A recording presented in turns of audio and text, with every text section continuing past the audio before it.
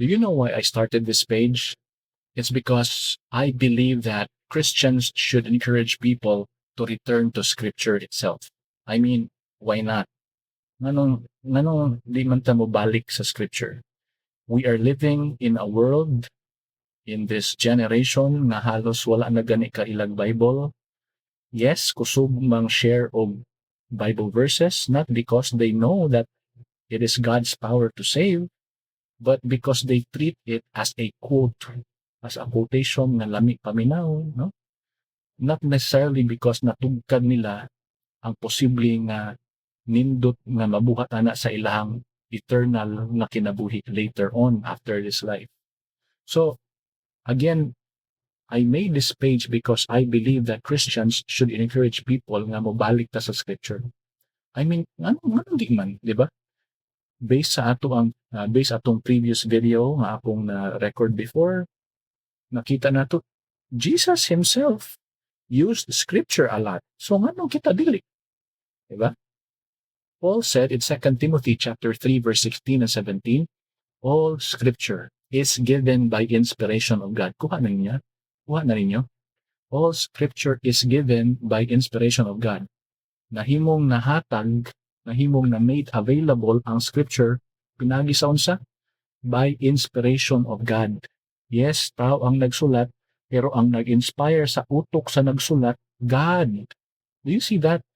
Writer, human. Author, God.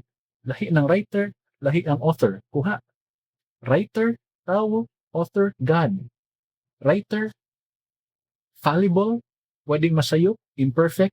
Author, perfect. Cannot be mistaken. No errors. Kuha. And that is why all scriptures is perfect. All scriptures is free of error.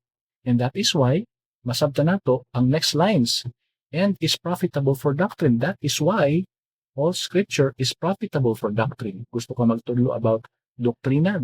Pwede ang scriptures. Gusto ka mugamit pang reproof, pang ebidensya nga, uy, sayop man na, or, uy, sakto man na, scriptures. Gusto ka mo correction? Kana, sayop yun na siya. Kay ato nang nakitaan ganina, no, na pinagi sa nasulat na sayop, no? So, scriptures, gamito na to. Pagpadako og power, how to live a proper Christian life, scriptures. Scripture is profitable for all those use cases. Nga naman, it is given by inspiration of God.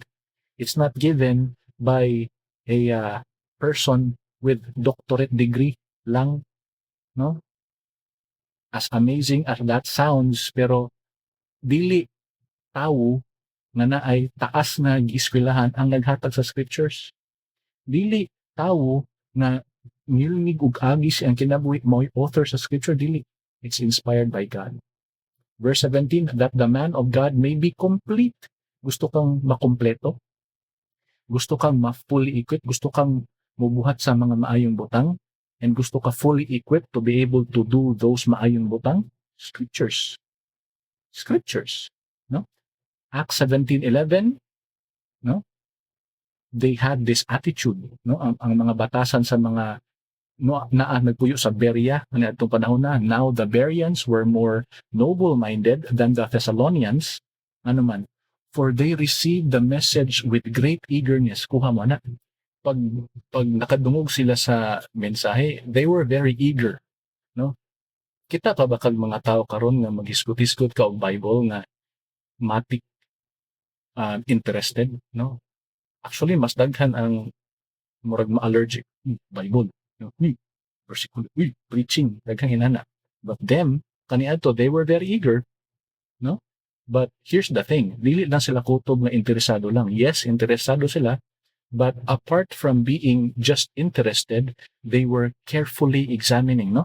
So, atong mabasa diri, and carefully examine the scriptures every day. Nganong nag-examine sila carefully sa scriptures every day? To make sure that the teachings they heard from Paul and Silas were really truth. See that? Inana ka-importante nga magbasa, no?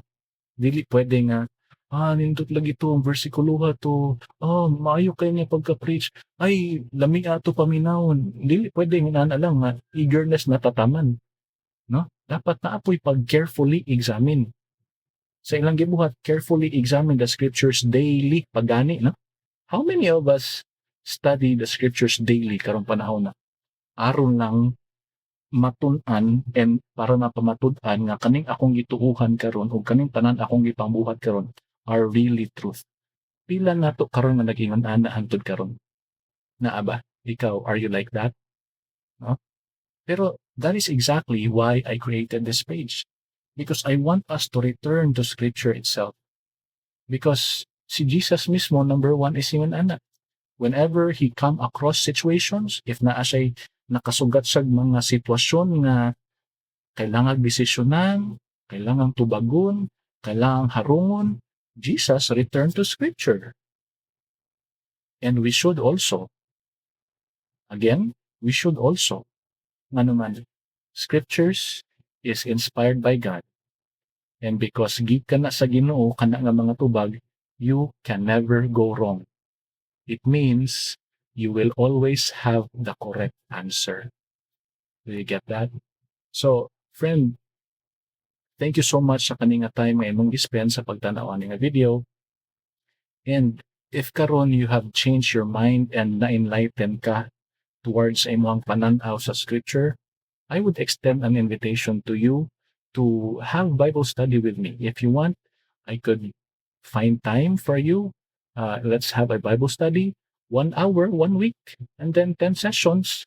Okay? You get to choose kung unsay free ni mga oras, no? And then agdo na ako na, of course, sabot ta, I have also a full-time job.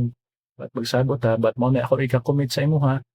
1 hour in 1 week, and then 10 sessions, that's it. That's it. I extend that invitation to you, that this is an open invitation, and whatever it is that you've decided, just let me know. Never trust a preacher blindly, not even me. The Bible is the standard, not me. Search the scriptures. If I speak true, please obey God. If I don't, please reject me. Remember John 7:17, Acts 17:11.